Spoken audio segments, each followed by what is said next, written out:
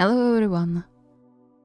Welcome back to Sick Fix, aka the tough ones, Tsunderes, and usual caretakers getting sick, part 5, the last regular part of this mini-series.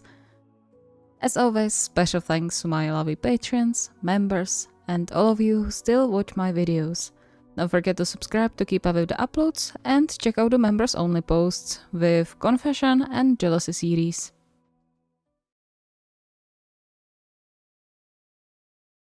Trying to keep up with work while also helping his fiancée with day-to-day stuff and preparing for the potential arrival of a baby into their family was something Kunimi never expected himself to do, ever.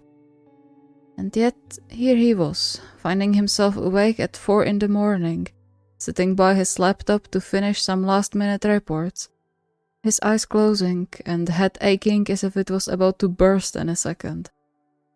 He wasn't even sure how he lost so much time again when the tasks were pretty simple for his seniority level, although perhaps that had more to do with the books on parenting laid on the table as well. As if reading a few books could change the fact he had no idea what he was doing when it came to children. Can't hurt though. He tore his eyes away from the books to save himself the heartache of seeing the happy family on the cover, and instead dove into the sea of reports again despite barely seeing the text anymore. He had to do this though. They had to have some financial buffer for the unexpected. Just looking at prices of baby things made his head spin, and those were only the absolute non-negotiables. Knowing Kindaichi, he would want to go on a splurge to make sure Hiroto had everything he could want, meaning their savings would take a huge hit. And on only 1.5 income, things could get difficult fast if they weren't prepared. It's just for a while, before we get everything we need and then everything will settle again. It's fine, it's fine, it's fine, it's fine. He clenched his jaw against the pressure building behind his eyes, stubbornly ignoring his trembling hands as he typed away into the documents. It was just for a while. Okay. He barely registered his name being called, his mind only catching up when a large hand fell on his shoulder. What? Why are you still awake? It's morning already. Oh, I need to finish this. Displeased look settled in Kindaichi's eyes, together with something too similar to worry. I'm sure it could wait for your shift. You need to rest. I need to have it done by tomorrow. Today. I can't afford to slack off. Sleeping isn't slacking off. It's necessary. He sighed and then motioned towards the bedroom. Come on, leave it be and come to bed. But you get up at 7, so you still have 3 hours worth of sleep to go.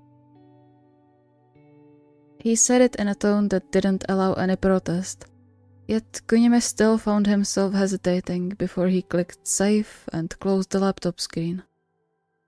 He wobbled and would surely fall if Kindaichi didn't position himself to his side, sending a jolt of panic through Kunimi's chest.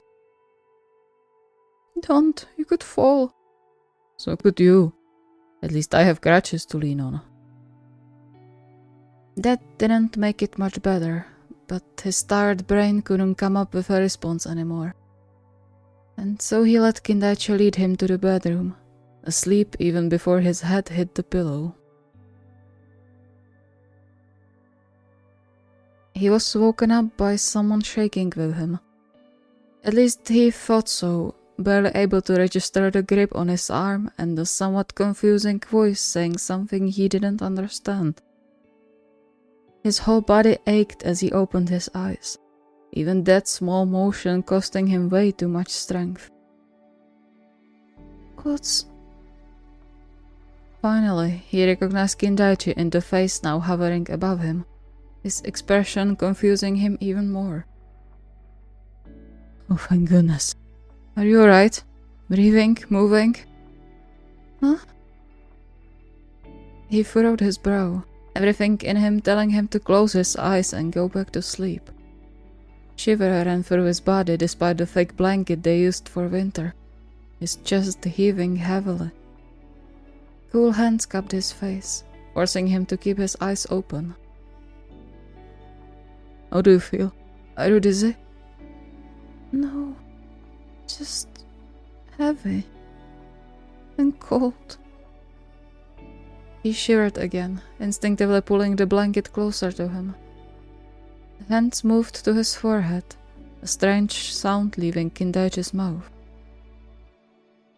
Stay in bed, okay? I'll bring you water. I have work today. I can't. You're hotter than a furnace. I'm not letting you go anywhere. Was he? Now that he thought of that. A light kiss landed on his forehead, the gentle hands back to cradle his face. Do you think you'll be able to go to work, or should I? It's not that bad. Yada yada, like I believe that.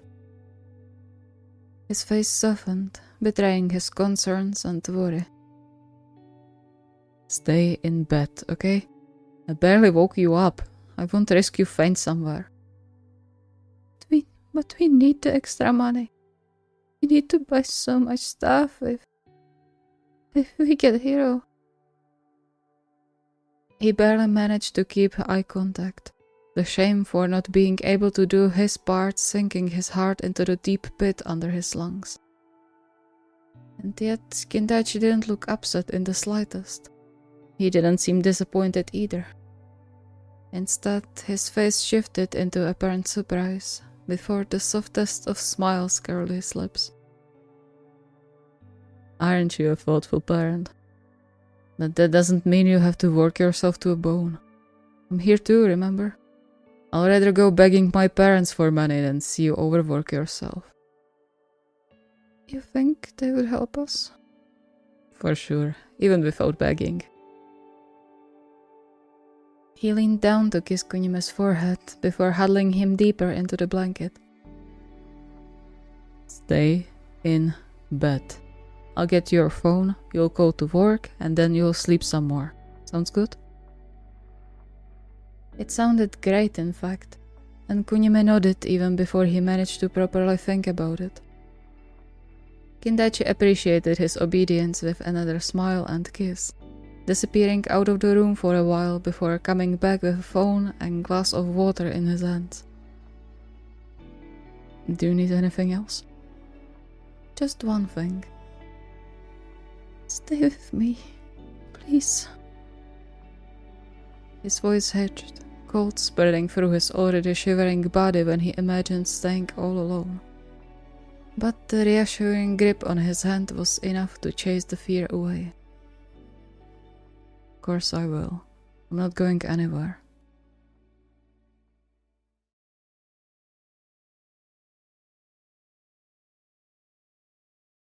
One thing Ushijima never expected to wish for was to have slightly easier practices. And yet here he was, dragging his feet back to his apartment after yet another grueling practice, only looking forward to lying down and not moving for at least an hour. Actually, no, it wasn't the only great thing that awaited him upon arriving home. The memory of seeing his beloved fiancée appear on his doorstep 2 days ago lured a tired smile on his lips. The thought of hugging Tendo pushing him to move ever so slightly faster. He didn't say it out loud, but he was never so grateful to learn Tendo took a break from his business and came to visit him. His recent move to a different club and a different city left him exhausted and lonely, and seeing his beloved's cheerful face made everything so much brighter. Now though, he just wanted to sit down, preferably with Tendo in his arms. Might be worth asking if he took some of those ointments with him. That would be nice. With that thought, he dragged his body up the stairs, letting out a deep breath when he finally closed the door behind him. The warm flat felt like a balm after walking through the icy streets, but nothing could compare to the sight of Tendo's smile. Welcome home, darling. Everything alright? You're later than you said. Sorry about that. I got held back. That's okay, as long as you are alright. He reached his arms towards him, quickly ushering him into the living room. You look tired. Sit down, okay? I'm almost done with dinner. Thank you. You shouldn't have bothered yourself with cooking. You're a guest. Oh, please. I'm practically at home, no? Ushijima paused at that statement, his heart skipping a beat. You think of this as your home? Tendo chuckled quietly and then gently pushed him on the couch, ruffling his hair for good measure. Of course. My home is in Paris, and then wherever you are. Stunned, Ushijima just hummed when Tendo kissed him, unable to say a single word even when his fiancée skipped back into the kitchen. It sounded like one of those things people always talked about when it came to love and relationships, and it melted his heart to hear such sentiment from his beloved. Especially considering they've only lived together as a couple for a few months before Tendo left to pursue his dream. It almost made him forget about his exhaustion, at least until he leaned back into the cushions and everything crashed into him once more, dragging him down from the love-induced high. Maybe I should just go to sleep today. But Satori looks so excited. How could he just go to sleep when he had Tendo here after so long? When he looked so excited to spend time with him after being apart for months? He couldn't do that to him. He couldn't do it to himself. And so he pushed through, exiling the exhaustion into the back of his mind as Tendo brought them dinner and chirped away about everything that they haven't talked about over the phone yet. And just hoped he wouldn't fall asleep mid-sentence.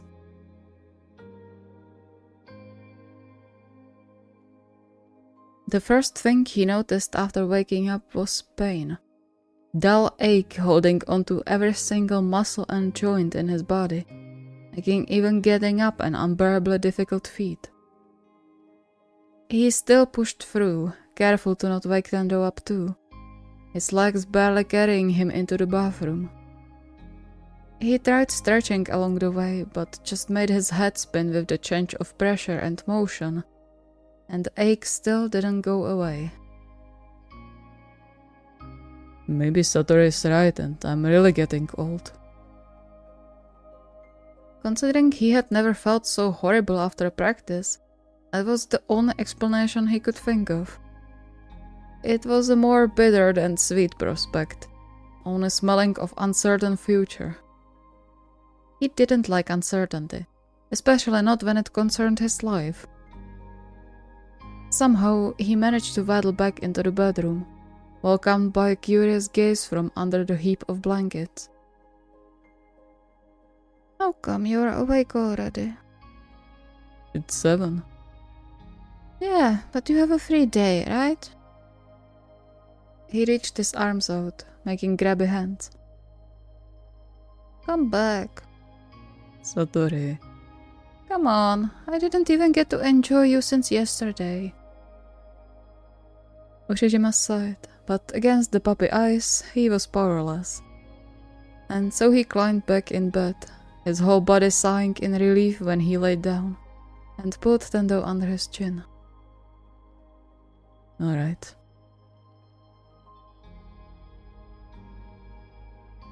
The day went by like in a blur. He was walking and talking, but somehow he felt like he was stuck in tar.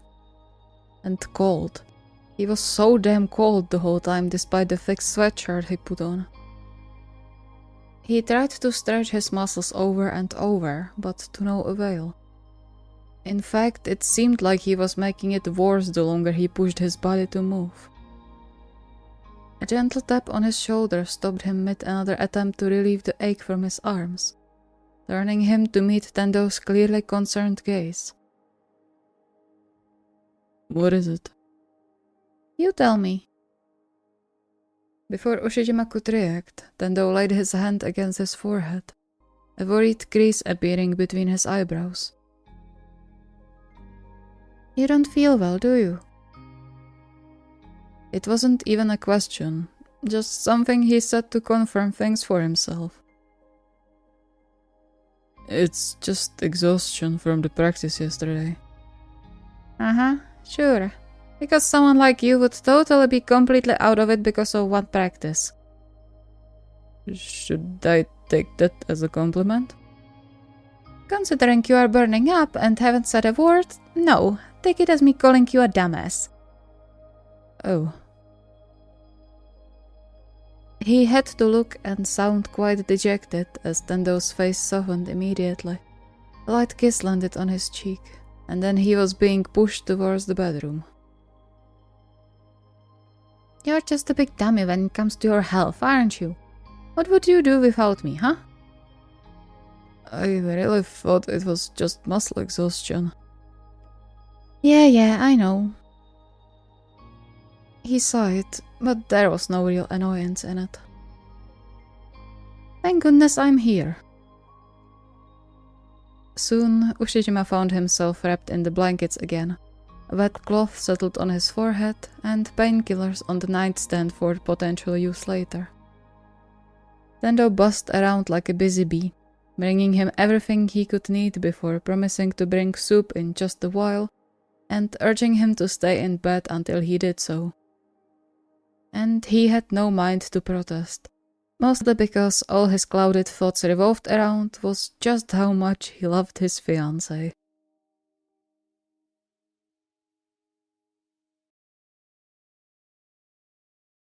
The days filled with silence once again, although it wasn't the same tense silence like before.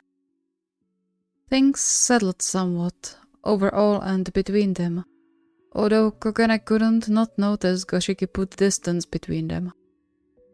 If intentionally or because he got used to it over the past few weeks, he wasn't entirely sure. But he couldn't blame him for it even if he wanted to. He would give anything to be able to hug his fiancée, to have everything return into the good old ways. But he already hurt Goshiki enough. He didn't want to add to it. And so he stayed at the outside of the invisible barrier, doing everything he could to expiate for the damage he caused, while keeping an eye on Goshiki's broken nose. And waited. He had to make it right again. He had to make it better, even if it meant clearing the room on occasion. There you go with your stupid pride, always making him suffer. He slumped on the couch, the silence in the flat making him restless and exhausted at the same time. Although that part might have been a result of his body temperature steadily increasing in the past few hours.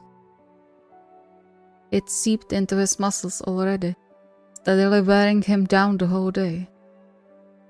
He tried to sleep it off once Goshiki left in the morning, trying every trick he knew on getting rid of fever, but even his own body seemed upset with him. Karma at its finest, I guess. He clenched his hands to stop them from trembling, his eyes closing against his will the longer he sat there in the absolute silence. Yet he couldn't bring himself to go back to bed. He couldn't make Goshiki take care of him again. Once again, he regretted not having a spare room he could lock himself in order to not block Goshiki from living normally until the fever went away. And deep down, he knew there was no way he could hide his sickness anyway. But it was worth a try. Maybe I should go to sleep for a bit longer. It could help. He finished that thought with his eyes closed already, his body as if instinctively weighing over on the couch. Violent shiver ran through him when his head hit the throw pillows, having barely enough strength to reach for the blanket Goshiki always left on the armrest. Just a few minutes. He woke up to a loud bang somewhere in the flat. Invisible ice-cold fingers sent shivers through his body, his heart hammering in his chest as panic spread through his bloodstream. Yet his mind remained foggy as to why that was. His first instinct was to run, but where and why he couldn't recall. His second instinct was to guard, but it took a lot of thinking for him to realize who and from what. No matter though, his body refused to listen to him, drenched with cold sweat and shivering despite the layers around him. All he could do was to listen and pray the sound didn't mean danger. Soft footsteps approached, stopping somewhere around the kitchen before they headed towards the bedroom or bathroom, missing him completely. The relief was short-lived, however, as this kind of bath only meant Goshiki arrived home, meaning his plan to conceal his sickness was crumbling fast. He didn't even stop. He pushed the gloomy thought into the back of his mind, and then with a strain of all his remaining strength and willpower pushed himself to sit up. Cold bit into his skin the moment the blanket slid from his shoulders, the t-shirt he wore clinging to him like a second, disgusting skin. Although his whole being had to be disgusting right now if he had anything to go by. Another reason to not let Goshiki find him like this. He wobbled on unsteady feet, carefully shuffling his legs forward step by step. Painfully slow, but at least he was moving in the right direction. However, the universe seemed to hate him too, as right as he approached the midpoint between living room and bedroom, the door to the bathroom opened right ahead of him. Goshiki flinched when he saw him, a somewhat awkward chuckle leaving his mouth. Oh, hey. Sorry, I thought you were asleep. I hope I wouldn't have to meet you. Are you going to the bathroom? I wanted to avoid you. Kanji? I don't want to see you. What's wrong? A strange sound left Kogane's mouth, his vision hazing even more. I need help. The words left his mouth on their own accord, his voice and breath hitching by the end. He caught a glimpse of Goshiki's face, and then his knees gave up under him, sending him harshly to the floor. Breathless, he caught himself on his arms before he could fall completely, freezing and yet burning up at the same time. But even the pain was nothing compared to the shame scorching his inside, chasing tears of despair into his eyes. This was exactly what he wanted to avoid, and yet he failed again. As if he hadn't failed Goshiki enough already. A soft voice sounded by his ear, saying something he couldn't understand properly, before something wrapped around his waist and pulled him back to his feet. He couldn't recall walking, just that he was suddenly lying down on the soft bed. Still cold, but the nasty, sticky feeling was gone from his skin. He did, however, recognize his beloved in the blurry blob moving in his vision, same as the gentle touch on his cheeks from time to time, and the rambling voice stumbling over his own words. Tomo. His own voice sounded eerie to his ears, but it was enough to catch Goshiki's attention, it seemed. Hey, I'm here. How do you feel? Is it bad? Or should I call ambulance? I don't know what to do. You are burning up so much. I'll call someone, okay? They'll help you, I promise. Before Kogane managed to think of an answer, or at least an apology, Goshiki disappeared from his side, leaving him alone again, with just a weak call of his name echoing in the silence. Thank you so much for watching. I hope you enjoyed. I can already see the comments asking for part 2 of KogaGoshi, Don't worry, I will get to it eventually. I kinda wrote myself in the corner with this. This wasn't planned, but hey, that's just what happens usually when I write something. Anyway, it's only the special part to this mini-series left, and you can look forward to it in 2 weeks. If you have any requests or ideas, the request forum is linked in the video description. See you next time!